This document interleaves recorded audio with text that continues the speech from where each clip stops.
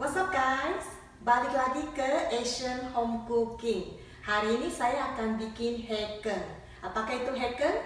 Hekeng itu makanan khas Kalimantan dan terbuat dari udang dan daging. Gimana membuatnya? Saksikan terus ya.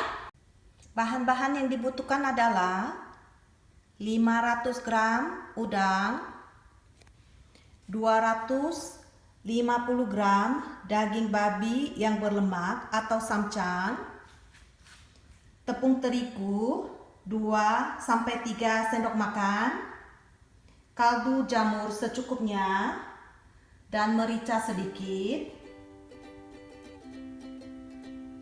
kulit kembang tahu kering untuk membungkus, garam secukupnya, cuancio atau dibilang Szechuan pepper. Ini sebelumnya seperti ini. Saya tumbuk menjadi bubuk seperti ini. Bisa di skip kalau tidak suka, sedikit saja. Daun seledri,